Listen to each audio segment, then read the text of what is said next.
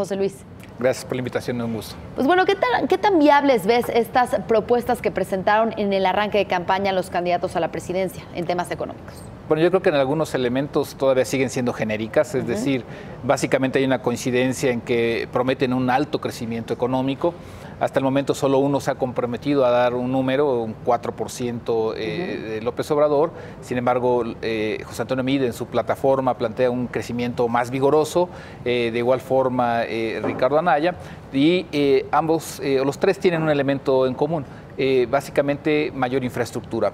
Es decir, están pensando en que la estrategia de política fiscal que se siguió en los últimos años no fue la adecuada en cuanto a los recortes que se aplicaron, sobre todo a la inversión física. Plantean que la infraestructura debe de ser un elemento importante. José Antonio Meade propone duplicar el gasto destinado a estas obras y evidentemente que eso me parece que es algo positivo de los tres. Y viable. Me parece que duplicarlo sería algo complejo porque sí implica un rediseño de la hacienda pública, un rediseño que también López Obrador ha prometido hacer para generar ahorros y destinarlos justamente al desarrollo económico. Me parece que ahí sería el principal desafío, cómo pasar de un gasto que acaba privilegiando sobre todo la parte corriente, la parte operativa, sueldos, salarios, a un gasto que sea realmente productivo. Ok, y en cuanto a lo que mencionabas de la reforma fiscal, en estos momentos pues es sumamente importante también por la reforma fiscal implementada en Estados Unidos. Entonces, ¿qué tan viable ves las propuestas de estos tres candidatos? Bueno, yo creo que ahorita todavía no nos presentan una parte de cambios fiscales totalmente integrales.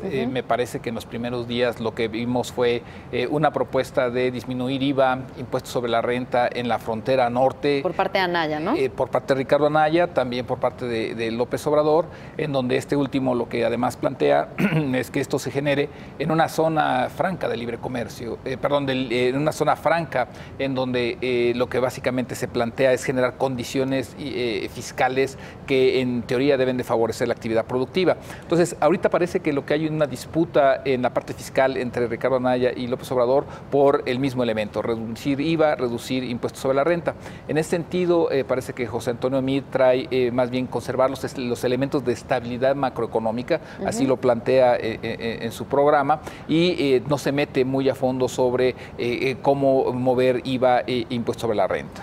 Un tema muy polémico, el de las gasolinas. Ricardo Anaya se pronuncia a favor de homologar el precio de las gasolinas con Estados Unidos. ¿Qué tendría que ocurrir para que esto fuera factible? Bueno, digamos que a nivel nacional prácticamente tendría que rehacerse la arquitectura del sistema de compra, distribución y consumo de gasolina en el país. ¿Por qué?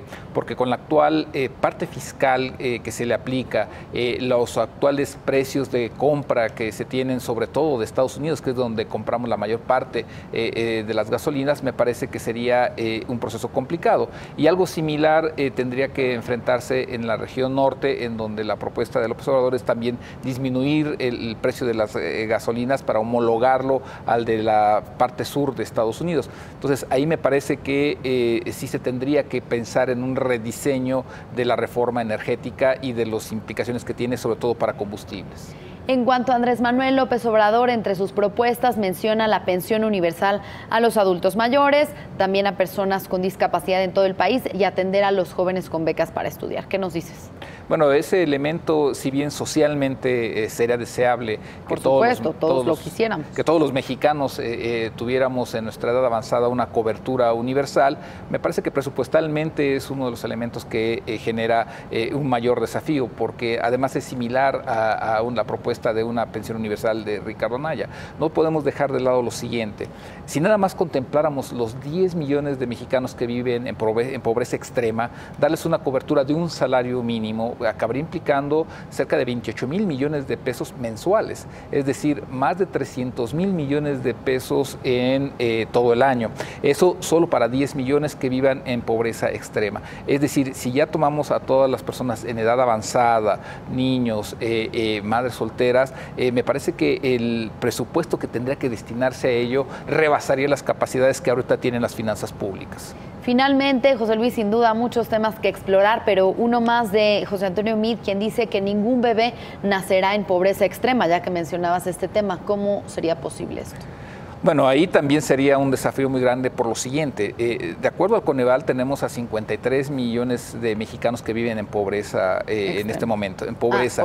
En pobreza de carencia alimentaria a 24 millones y en pobreza extrema a 10 millones. Es decir, tratar de dar cobertura a toda la población, que reitero, sería algo deseable, implicaría un desembolso que sin lugar a dudas superaría en el menor de las estimaciones los 100,000 millones de pesos adicionales a lo que ahorita se están destinando.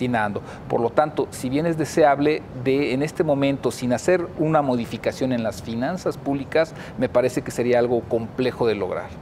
Bien, pues sin duda un tema que tenemos que seguir analizando contigo conforme vayan avanzando las campañas, pero hasta ahora pues una primera lectura de estas propuestas que suenan muy bien, pero habrá que ver qué tan viables son en cuanto a la capacidad del presupuesto de nuestro país. Muchas gracias, José Luis. Gracias por la invitación. Gracias por acompañarnos, José Luis de la Cruz, director general del Instituto para el Desarrollo Industrial y Crecimiento Económico.